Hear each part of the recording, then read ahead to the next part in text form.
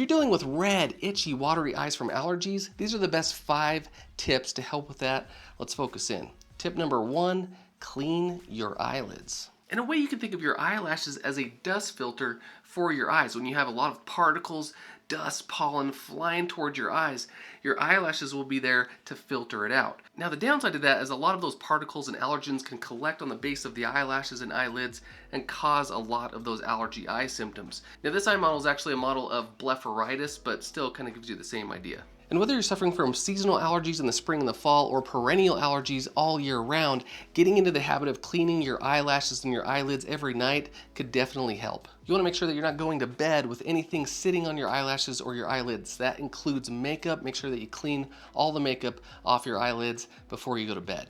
If you want to get serious about it, there are a few things that I recommend, like this lid and lash cleanser works really well, or eyelid scrubs like this one from OcuSoft. They actually have an allergy formula that also works really well. Now, I actually did a video on my favorite eyelid scrubs, and I'll put that video link in the description so you can check that out after this video. If you want to take it to the next level, I recommend the Mibo Clean system. They actually have a silicone pad that you actually put a nice cleanser on there, and then you actually use that to clean off your eyelids and eyelashes. It's super nice. And actually, you get an added benefit for this. It will clean off bacteria and old oil. It'll help with dry eye symptoms and blepharitis, and also with your meibomian glands, your meibomian gland dysfunction. Super nice.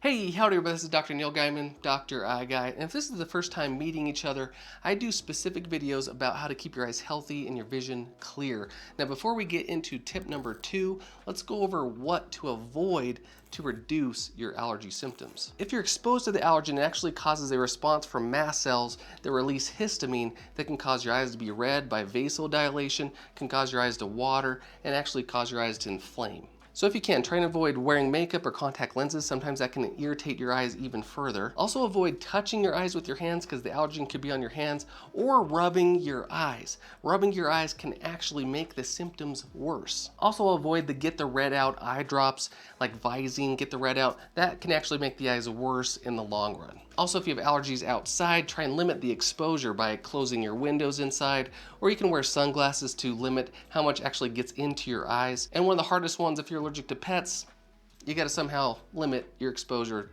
to your pets. Super hard. Also, what makes it tricky is a lot of these symptoms can be confused with other possible infections like a viral or bacterial conjunctivitis or viral or bacterial pink eye. So you definitely want to make sure that you go into your eye doctor, get an official diagnosis, and know what's going to help you the best. Tip number 2 is actually use a cool compress. I actually like these ones that you can actually throw in the freezer and you can take it out and use it when you want to calm your eyes down, can reduce the inflammation, and it feels great. If you can use these every night, maybe every morning, it will definitely make a difference. Tip number 3 is actually to use artificial tears. Now this can serve 2 purposes.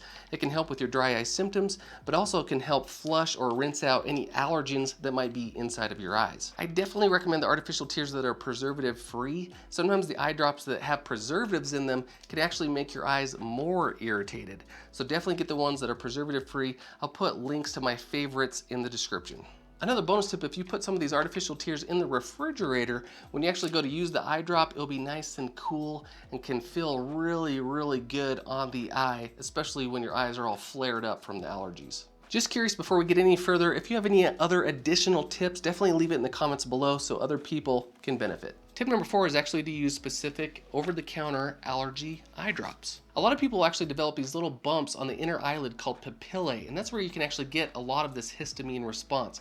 And these allergy eye drops are great at helping control those allergy symptoms from that histamine response. My favorites include Pataday, preservative-free Aloe, and one that just became over-the-counter, Lasticaft. I actually did a video going over the specifics of Pataday and preservative-free Aloe, so I'll put a link to that video in the description, but also put a link to all 3 of these eye drops because they're all great and they can definitely help with your eye allergies. Tip number 5, if none of these other tips have helped, you can resort to oral antihistamine allergy medications. These medications include your Allegra, Zyrtec, Claritin, sometimes Benadryl, and these medications can actually help with the symptoms of your eyes. A lot of times these medications work best for people that have other allergy symptoms going on, like sneezing, running a nose, so it covers more bases that way. Now, a couple things to be aware of with these medications: some of them might cause you to be more drowsy, but they might also cause your eyes to be more dry. So it might help with allergy symptoms, but your eyes will be more dry. So you will need to stay on top of using your artificial tears,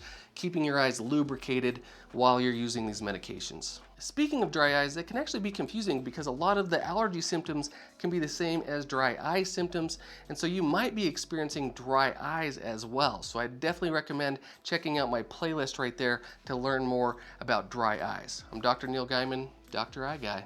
Stay focused.